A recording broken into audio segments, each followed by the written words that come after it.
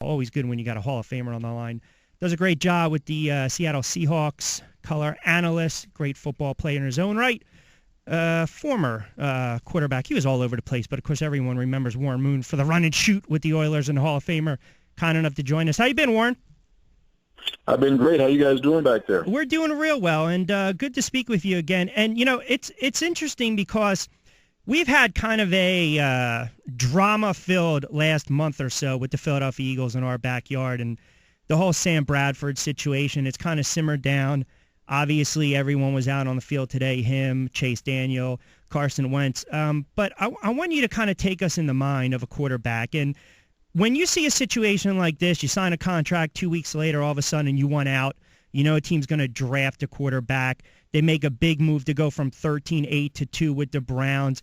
Can you emphasize with Bradford to this? Do you understand why he would have taken that little hiatus, especially the fact that the Eagles worked out that deal to trade down? Or are you of the belief, of the old school belief, look, you sign the contract, you were still going to be the starter, go out there and play lights out and then see what happens? Well, there's a little bit of both of that. I think everybody that's on the outside probably feels like, yeah, you signed the contract, go out there and start and be the starter. But if you're the actual player, you know, you want to feel like the organization has complete confidence in you, that they feel like you can be a long-term answer for them. And you just want to feel like you're the guy, that everybody has confidence in you in that building. So I kind of understand where Sam was coming from with his feelings, but at the end of the day, this is a business, and they're going to make the decisions what they're going to make on personnel, and you have to deal with that. And competition is part of the game. So that's one position you usually don't see as much competition, because usually you know who your guy is coming into the season. You almost want to know who your guy is coming into the season. You don't want to have a competition with your quarterback position. You'd love to have that solidified. But I think Sam's probably feelings were hurt a little bit, just because I don't know if he was told beforehand what was going to happen. And then when you start trading up to get a player, that really means you're looking for a quarterback of the future. So, and Sam's pretty much still a young guy. So I'm sure a lot of those feelings went through his head. But when it all comes down to it, he's just got to buckle down and say, look, they've got a young guy that maybe is going to take my job one day, but I'm going to make it tough. I'm going to make it hard for him to take my job. I'm going to go out there and play lights out and make it hard for them to make that decision. Yeah, and it's kind of a back and forth. He said, she said, if they said something. By those I've spoken to, pretty credible guys, they well known in advance that they were going to draft a quarterback. Now, again, it's all semantics, and when people start to say 13-8-2, you're right. At the end of the day, it is competition. I'm just wondering, though, does this, now that we have the OTAs and then training camp's going to be in July, if he just plays lights out, I would imagine to a man in that locker room, all is forgiven? Or do you think, and again, we don't know because we're not technically inside that locker room right now. We just go by what we hear of players that we might speak to. By all accounts, do you think he'll be received well if he plays well? Or maybe there are some players in that locker room who are like, are you kidding me? You just signed this contract and you pulled this nonsense. No, I think players all are very forgiving. They understand the business of the game, and all they want to see is you go out in the field and play well and help us win. If you do that, you know, everything else will be put to the side. Now, if you don't play well, yeah, there might be some rumblings about you know, how you're playing and whether they should make a change or not.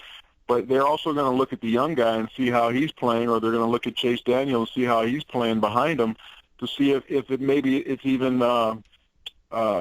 a good situation to make a change. So the players, they're smarter than what you think. They're evaluating everybody's performances all the time, especially the quarterback, because they see what he does each and every day in practice. They see how much time he puts in the building, whether it's in the film room or the weight room or whatever it might be.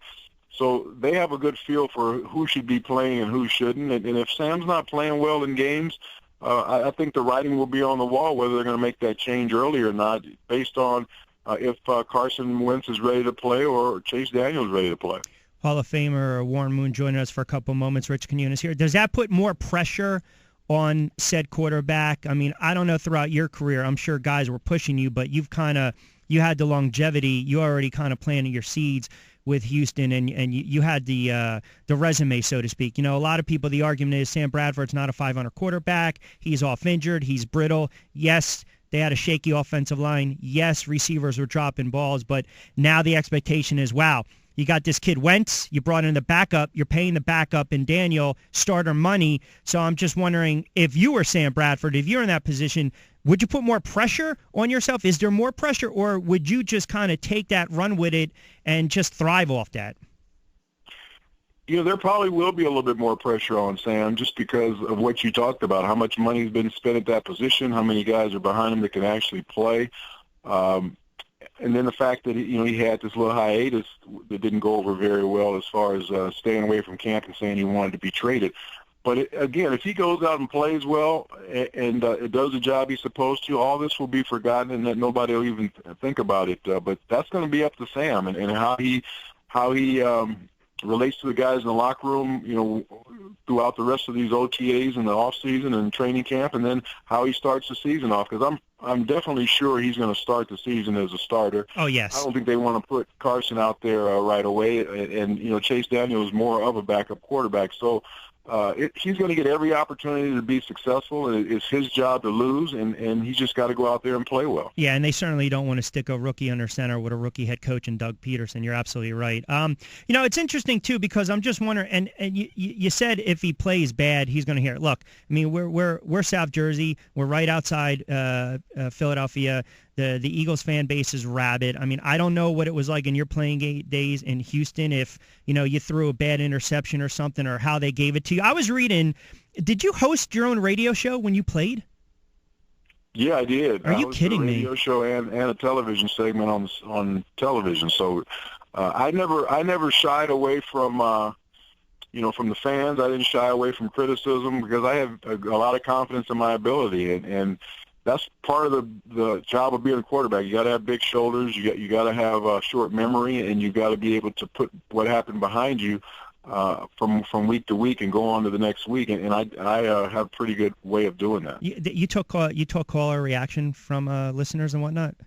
I did, yeah. Oh, man, I'll tell you what, you got a pair of stones on you. Let me ask you something. Would someone call up and say, Warren, would you try to throw it in double coverage and try to get it to Jeffries, or force that issue if it was a bad pick?